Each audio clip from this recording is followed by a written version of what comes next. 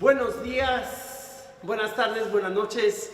En el momento en que usted nos vea en las redes sociales, hoy es un día solemne para toda la iglesia. Hoy es el día 8 de diciembre, solemnidad de la Inmaculada Concepción. Jesucristo es el único Salvador de la humanidad, pero no pudo hacerse hombre sin ese fiat de María, sin ese sí que ella le dio al plan de Dios.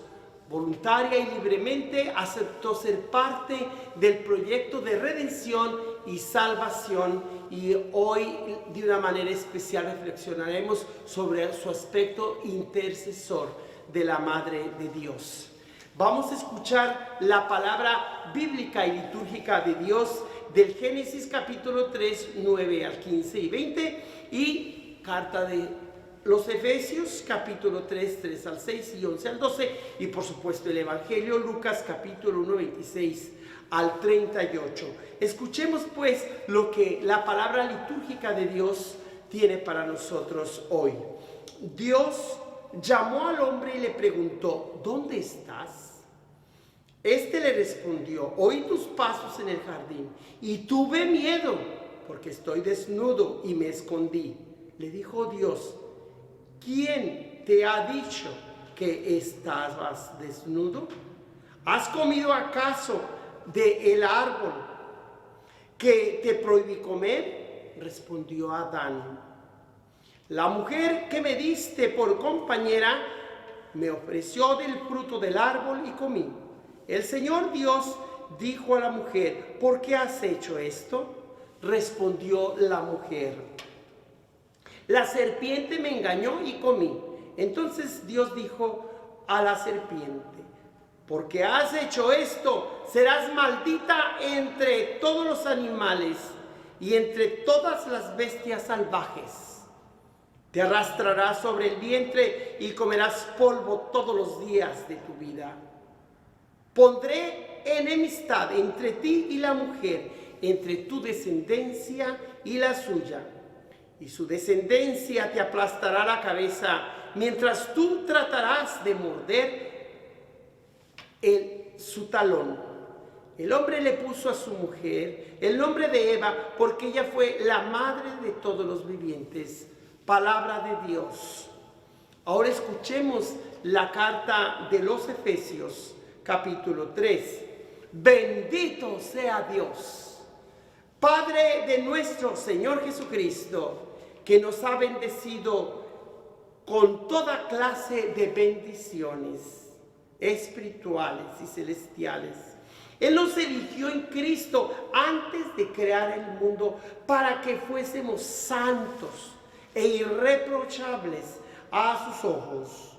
Por el amor y determinó, porque así Él lo quiso, que por medio de Jesucristo fuéramos hijos e hijas, para que alabemos y glorifiquemos la gracia con que nos ha favorecido por medio de su Hijo amado.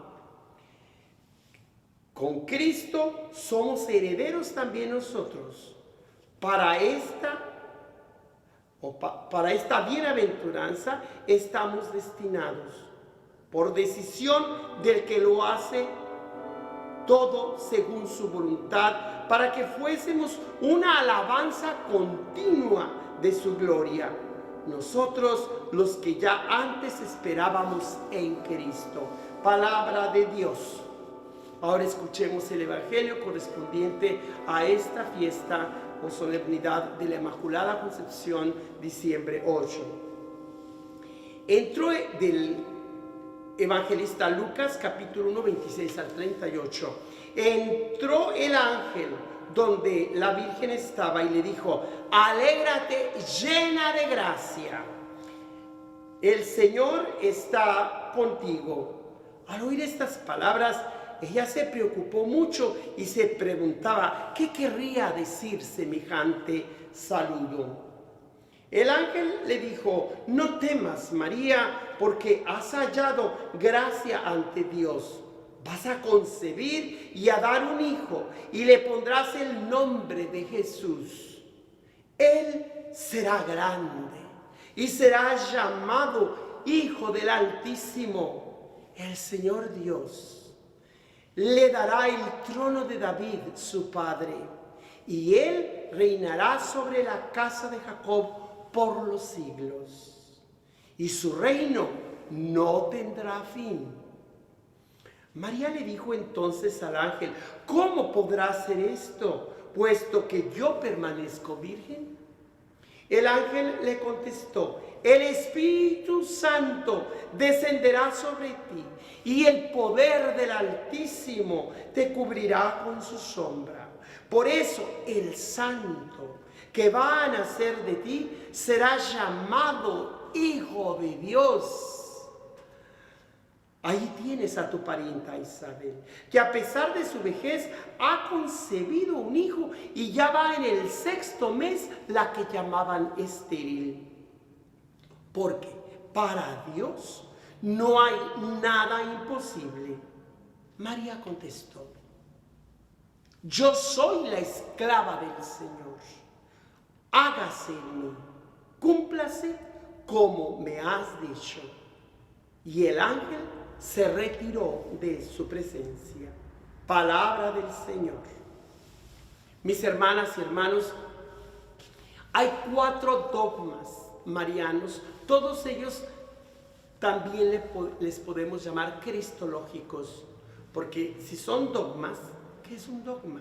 Un dogma es una verdad que la Iglesia afirma, que aunque no tiene explicación exhaustiva de la razón humana, no quiere decir que sea irracional, que sean meros creencias religiosas o piadosas, o que simplemente tengan que ver con el corazón o con los sentimientos. No, el dogma es la verdad declarada por la Iglesia, que debe ser creída porque consciente y libremente aceptamos la fe en la palabra toda de Dios, en su revelación.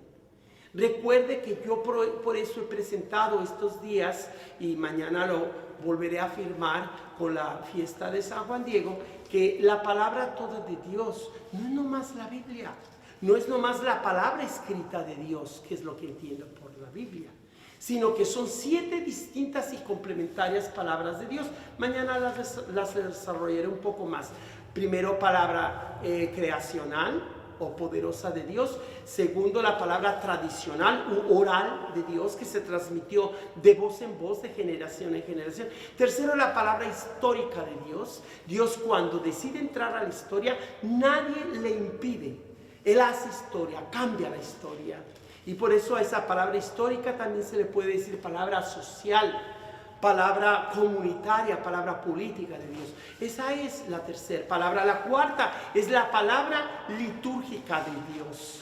Es decir, cada vez que vas a la Santa Misa el domingo o durante la semana, allí toda la misa de alguna manera es palabra litúrgica de Dios, o ritual, o declaración pública, celebración del nombre de Dios. Esa es la palabra central de las 7 palabras. Por eso es la cuarta, 3 antes de ella y 3 más. Enseguida de la tradición cuyo centro y corazón es la Sagrada Eucaristía, viene la quinta palabra de Dios, que es precisamente lo que por un lado llamamos Biblia o la Biblia. Biblia, todos los libros sagrados que reconocemos, también la Tanaj de nuestros antecesores en la fe, los judíos, o de nuestros hermanos más jóvenes que nosotros, porque vinieron después del judaísmo y cristianismo, los musulmanes, cuyo libro sagrado es el Corán y debe ser respetado.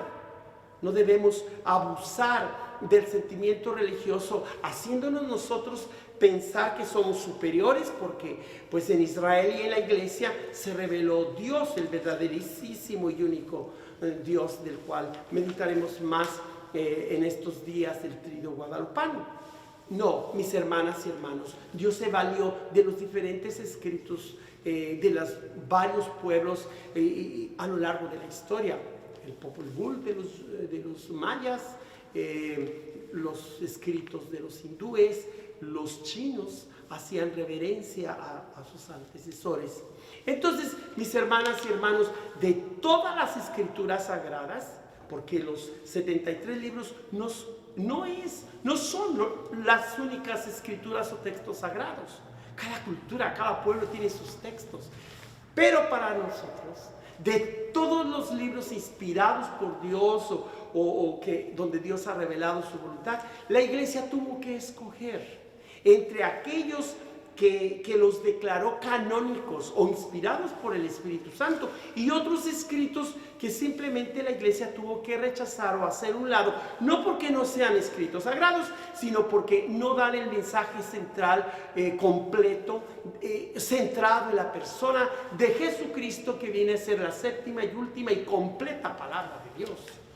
Por eso la iglesia tuvo que decidir entre los libros deuterocanónicos o no canónicos y los libros canónicos. Y en total la iglesia decidió que son 73 libros, 46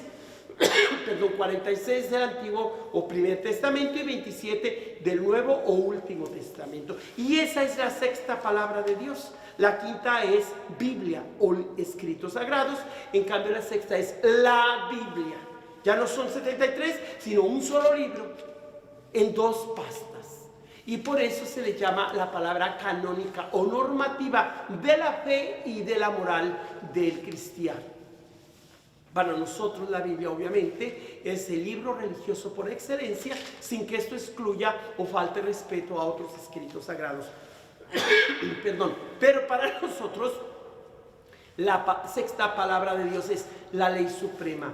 Es la norma, es la palabra normativa de Dios para el creyente en Jesucristo, en la iglesia.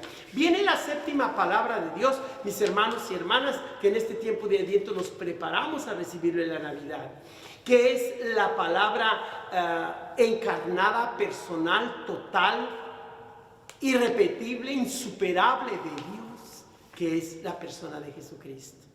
Mis hermanas y hermanos, como son varias las palabras de Dios, ¿dónde quedan los dogmas? Obviamente no tenemos el lenguaje con los que expresamos estas verdades de fe, porque la iglesia tuvo la necesidad de usar el lenguaje grecorromano, precisamente homusía es uno de ellos, el primero, y después transubstanciación y varios otros conceptos que la iglesia tuvo que echar mano al lenguaje filosófico y racional para de alguna manera explicarnos a nosotros mismos el gran misterio de la revelación de Dios. Por eso nosotros tenemos que recordar que para entender o más que nada para comprender y hacer nuestra toda la revelación divina, pues debemos tomar en cuenta que la Biblia no contiene toda la revelación divina, que la Biblia es parte de toda la palabra de Dios, pero es la palabra de Dios la que nos dio la Biblia primero. Entonces no tenemos que escandalizarnos porque en la Biblia no encontremos, por ejemplo, el nombre de Guadalupe o de Inmaculada Concepción.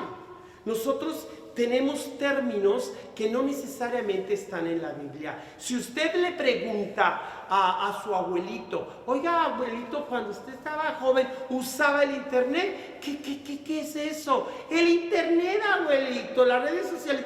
Pues no. Y usted, solamente porque su abuelito no usaba el internet o las redes sociales, no le puede decir, pues no tengo abuelo, no tengo abuela, porque pues no están en el internet. Así la Biblia, no porque el nombre Guadalupe o término de Inmaculada Concepción o de la Asunción de la Virgen en cuerpo y alma no están con esas palabras en la Biblia, quiere decir que no hay María, la Madre de Dios, porque Dios no se hubiera hecho hombre, Jesús ¿dónde estaría? Por eso, mis hermanas y hermanos, el dogma de la iglesia, la verdad de la revelación divina es histórico, pero también racional, por eso usamos términos racionales, pero también va más allá de la razón, no más atrás, sino más arriba, más adelante. Es decir, no son cosas irracionales, sino más allá de la razón, no más acá y no menos de la razón. Por eso, hermanas y hermanos, los dogmas marianos son 4. En primer lugar, pues tenemos el primer dogma que hoy la iglesia celebra como Inmaculada Concepción y con el que creemos que ella fue concebida sin la culpa del pecado original. En segundo lugar, creemos en la virginidad perpetua de María y que el día 12 de diciembre, cuando ella se revela a San Juan Diego, ella le dice: yo soy la siempre Virgen María, Madre del Dios Teotl. Y ya reflexionaremos sobre ello para el día 12 de diciembre. Pero ella allí se presenta como la siempre Virgen. Virgen antes del parto, Virgen durante el parto y Virgen después del parto. Obviamente que según la biología, la medicina, ¿cómo va a ser virgen si tuvo un bebé? Si tuvo un bebé, se afirma que es la madre verdadera y real de Dios y que fue toda una madre. Pero que a María le haya tocado un hombre, ni siquiera San José, que ella fue totalmente virgen y entregada completamente a la obra de Dios, eso es lo que para nosotros significa la virginidad completa y permanente de la Santísima Virgen, siempre virgen.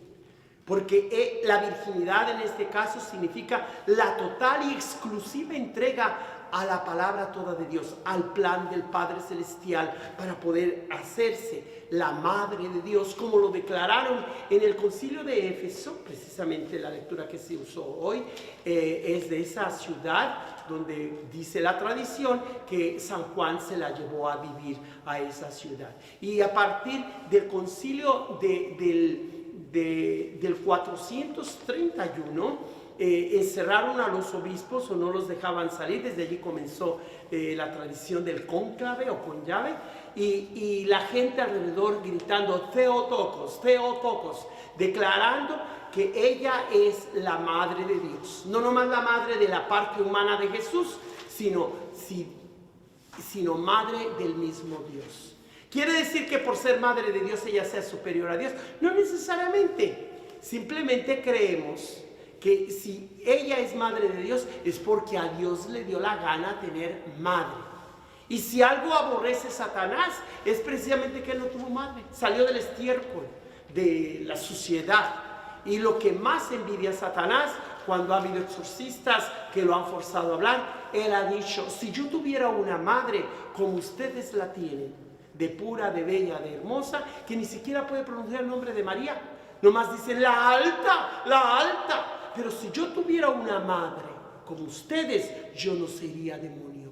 Fíjense la grandeza de nuestra Madre Santísima. Entonces tenemos los otros dos dogmas, que es el de la maternidad divina y de la asunción de la Virgen María en cuerpo y alma. Maternidad divina, que cada año el 1 de enero la iglesia celebra como la Madre de Dios y Teotokos, que ya expliqué. Y el cuarto dogma es la Asunción, que celebramos cada 15 de agosto. Por eso, hermanas y hermanos, estos 4 dogmas de la Virgen: Inmaculada Concepción, Virginidad Perpetua de María, Maternidad Divina o la Madre de Dios y Asunción en cuerpo y alma, no es que con esto haya todo lo que haya que creer. Hay mucho más, pero estos dogmas de alguna manera cristalizan la verdad de Jesús, que es el Verbo eterno de Dios que se hace hombre a través de la más pura de las mujeres. Y por eso yo en este último minutos que me quedan para el día de hoy,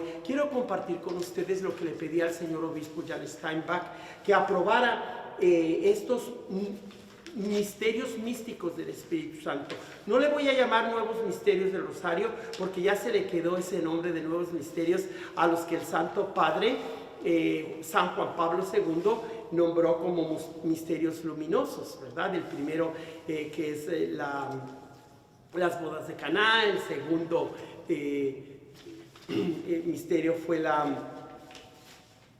primer misterio luminoso es el bautismo del Señor, el segundo las bodas de Caná, el tercero de los nuevos misterios del Papa son las bienaventuranzas, llamada la conversión, el cuarto es la transfiguración del Señor y el quinto la institución de la Eucaristía. Bueno, pues yo tengo 5 misterios más del Rosario y que le pedí a mi obispo, que me ordenó que los aprobara, y él me dijo: puedes enseñarlos a tu comunidad, pues más adelante puedes llevarlo a a Roma, si pueden aprobar, pero por eso no le quiero llamar misterios nuevos del rosario, para no confundirlos con los misterios luminosos. El primer misterio, estos 5 misterios místicos o del Espíritu Santo, recomiendo que se recen todos los lunes.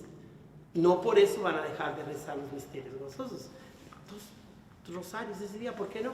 O en todo caso, cada vez que tú vas a tomar una decisión fuerte en tu vida, casarte, hacerte sacerdote, comprar algo, una empresa, como maestros, como legisladores, como senadores, ahora que va a comenzar una nueva administración, al señor antes vicepresidente y ahora presidente electo, católico, el señor Joe Biden, pido que hagan este rosario por él y por la vicepresidenta Kamala Harris y por todo su personal, para que sea el Espíritu Santo que les ilumine. ¿Cuántos lunes faltan para el 20 de enero? No muchos. Cada lunes hagamos estos misterios místicos del Espíritu Santo para que tengamos personas inspiradas por Dios y no solamente movidos por la política y la suciedad de este mundo, sino todo lo bueno que pueda surgir de su humana fragilidad, ayudados con este rosario.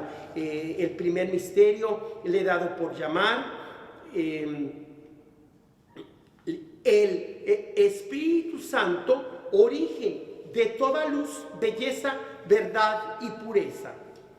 En este primer misterio, que se llama así, el Espíritu Santo, origen de toda luz, belleza, verdad y pureza, hacemos la meditación sobre la Inmaculada Concepción de María, aurora de la salvación, cuya fiesta celebramos hoy, 8 de diciembre, pero que son misterios que recomiendo que se hagan todos los lunes de cada semana, para que sea el Espíritu Santo que guíe nuestras palabras, nuestro actuar, nuestra buena voluntad y sobre todo que nos ayude a tomar acción y evitar los pecados del abstencionismo, sea en votar o que llamamos de omisión, porque son muy graves.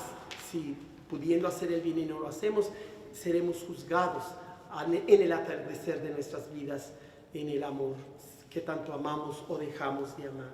En el segundo misterio místico del Espíritu Santo le he llamado